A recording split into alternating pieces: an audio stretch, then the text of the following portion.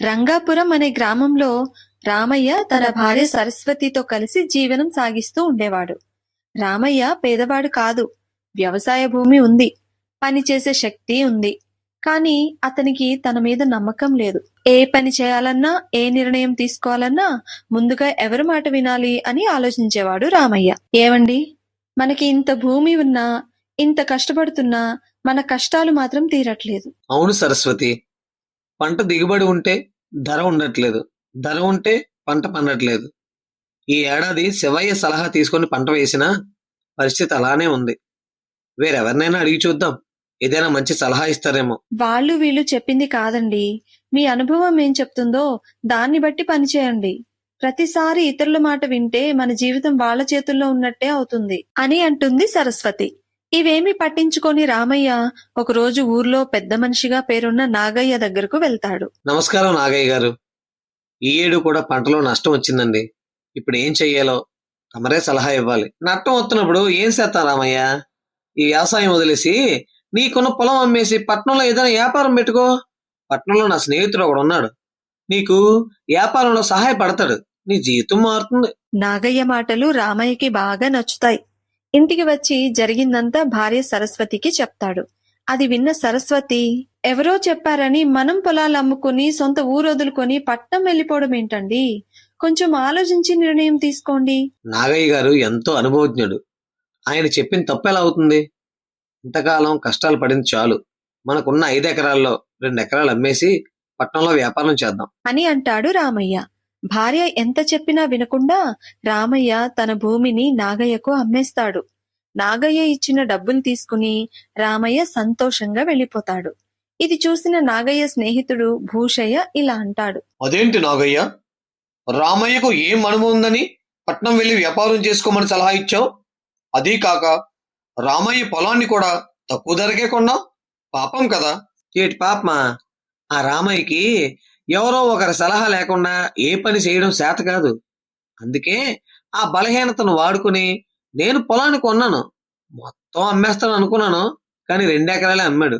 ఎక్కడికి పోతుందిలే, మిగతా పొలం కూడా త్వరలోనే అమ్మేస్తాడు. అమ్మించేలా చేస్తాను అని అంటాడు నాగయ్య. నాగయ్య మోసానికి ఆశ్చర్యపోతాడు భూషయ్య. ఇదిలా ఉండగా పొలం అమ్మగా వచ్చిన డబ్బులతో పట్నానికి బయలుదేరతారు రామయ్య, సరస్వతి.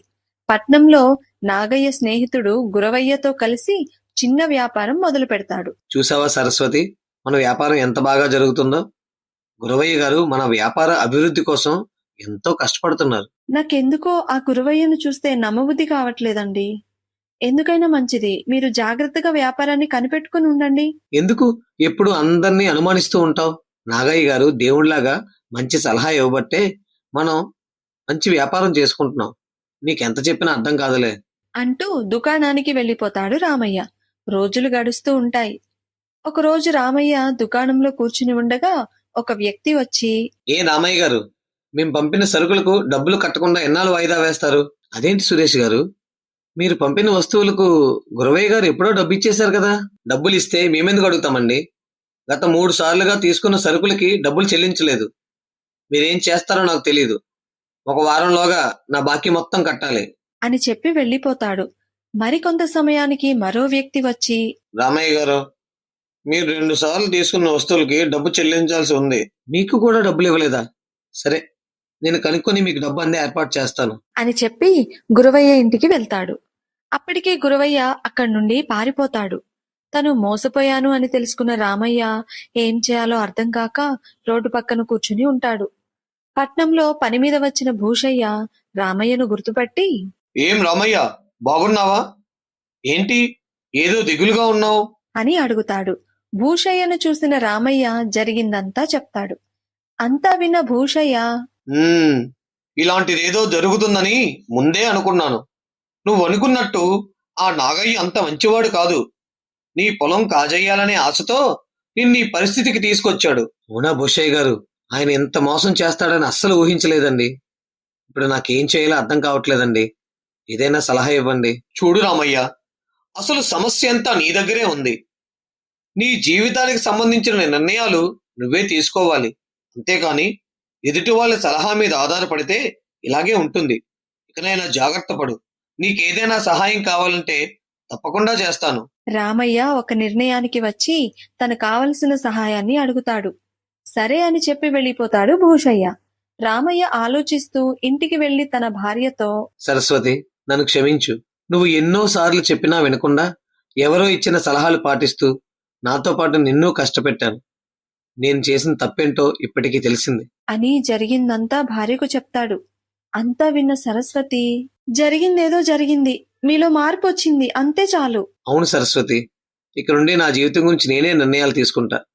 ఇక మన ఊరు వెళ్ళి నాకు తెలిసిన వ్యవసాయం చేసుకుంటాను అని చెప్పి తన దగ్గర ఉన్న డబ్బుతో పాటు బంగారాన్ని కూడా అమ్మగా వచ్చిన డబ్బు కలిపి అక్కడి అప్పులు తీర్చేసి ఊరికి వెళ్లిపోతారు రామయ్య దంపతులు.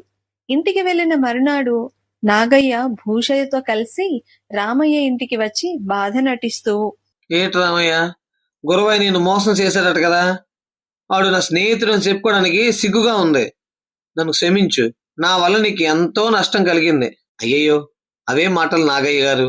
మేం బాగుపడాలని మీరు సలహా ఇచ్చారు, కానీ ఏం చేస్తాం, మా రాత బాగోలేదు. మరి ఇప్పుడు ఏం చేద్దాం అనుకుంటున్నాం? చేసేదేముంది, ఇక నాకు మిగిలిన ఆ 3 ఎకరాలలో వ్యవసాయం చేసుకుంటూ బతకడమే. ఏంటి, మళ్ళీ వ్యవసాయం చేస్తావా? ఇప్పటికే చాలా నష్టపోయావు, మళ్ళీ వ్యవసాయం చేసి నష్టపోవడం ఎందుకు? నాకు వ్యవసాయం తప్ప మరొక పని తెలియదు కదండి. ఇక కష్టమైనా నష్టమైనా అదే చేస్తానండి. అది సరే రామయ్య, నా వల్ల నష్టం కలిగింది కాబట్టి నేను చేయగలిగింది చెప్తాను. ఇన్నాళ్ళు ఈ పొలంలో ఎంత కట్టబడినా నీకు ఫలితం లేదు కాబట్టి ఈ పొలం నాకు ఇచ్చేసి దానికి బదులు నీ పొలానికి కొంచెం పక్కనున్న నా పొలం తీసుకో. అయ్యో, అదేం వద్దండి, నా పొలంలో నేను పని చేసుకుంటాను, ఆ తర్వాత దేవుడిదయ్యా. అది కాదు రామయ్య, నా వలన నష్టం జరిగింది అనే ఆలోచన నేను తట్టుకోలేకపోతున్నాను కాబట్టి నీ 3 ఎకరాలకి బదులు నాకున్న 10 ఎకరాలు ఇస్తున్నాను. ఇక నువ్వు కాదనకూడదు మరి. ఇదంతా వింటున్న భూషయ్య కల్పించుకొని, ఏంటి రామయ్య, నాగయ్య సలహా వల్ల నష్టపోయావు గనక ఇస్తున్నాడు, కాదండం ఎందుకు? తీసుకో. సరే భూషయ్య గారు, మీ ఇష్టం అని పొలం పత్రాలు మార్చుకుంటారు. నాగయ్య భూషయ్యలు వెళ్ళిపోతారు. అంతా పక్క గదిలో నుండి గమనిస్తున్న సరస్వతి భర్తతో, ఏంటండి, ఇక్కడ ఏం జరుగుతుందో నాకేం అర్థం కావట్లేదు. మనల్ని మోసం చేసిన నాగయ్య వచ్చి పొలం ఇవ్వడం ఏంటి? నిజంగానే నాగయ్య మారిపోయాడా? లేదు సరస్వతి, ఆ నాగయ్య అంత త్వరగా మారే రకం కాదు, అందుకే అతని దారిలోనే వెళ్లి మోసం చేశాను అని చెప్పడం మొదలు పెడతాడు. గురవయ్య చేసిన మోసం తెలిసి రోడ్డుపై కూర్చున్న రామయ్య దగ్గరికి భూషయ్య వస్తాడు. ఎక్కడైనా జాగ్రత్త పడు. అప్పుడు నాగయ్య చేసిన మోసం తెలిసినా నేనేం చేయలేకపోయాను. ఇక నుండి నీకు ఏ సహాయం కావాలన్నా అడుగు, చేస్తాను. అయితే ఒక సహాయం చేయండి. మన పక్క ఊర్లో నా బాబాయ్ కొడుకు సోమయ్య ఉన్నాడు. వాడి దగ్గరికి వెళ్ళి విషయం చెప్పి నాగయ్య దగ్గరికి వెళ్ళి నేను చెప్పినట్టు నాటకం ఆడమనండి. అది జరిగిన మర్నాడే నేను ఊర్లోకి వస్తాను. సరే రామయ్య, నువ్వు చెప్పినట్టే చేస్తాను అని వెళ్లి సోమయ్యను కలుస్తాడు. మర్నాడు సోమయ్య నాగయ్య పొలానికి వచ్చే సమయానికి పొలంలోకి వెళ్తుంటాడు. ఇది గమనించిన నాగయ్య, ఎవర్రా నువ్వు, నా పొలంలో దొంగతనం చేస్తావా? నాకు క్షమించండి అయ్యా, ఇది మా రామయ్య పొలం అనుకుని దొంగతనానికి వచ్చాను. మా నాన్న చనిపోతూ రామయ్య పొలంలో పూర్వం వజ్రాల మూట దాచిపెట్టామని చెప్పాడండి. అది ఎవరికి తెలియకుండా తీసుకెళ్దామని వచ్చాను. నన్ను వదిలేయండి అయ్యా. వజ్రాల మూట ఎక్కడ బాధ పెట్టారు? పొలంలో కుడి పక్కన చెప్పాడండి. సరేలేపో, ఇప్పుడు ఈ పొలం నాది, మళ్ళీ ఇటు పక్కన కనబడితే పోలీసులకు అప్పచెప్తాను అని బెదిరించి తరిమేస్తాడు. నాగయ్య మనసులో, అరేరే, రామయ్య నాకు ఎడమవైపు పొలం అమ్మాడు. సరేలే, రేపు ఎవరో చూడకుండా రామయ్య పొలంలో తవ్వి ఆ వజ్రాలు సొంతం చేసుకుంటా అని అనుకుంటూ ఇంటికి వెళ్తాడు. తెల్లారేసరికి రామయ్య ఊళ్ళోకి వచ్చాడు అన్న సంగతి తెలుసుకుని భూషయ్యకు కబురు పెడతాడు. ఏంటి నాగయ్య, రమ్మని కబురు పెట్టావు? పాపం రామయ్యని పట్నంలో మోసం చేశారట.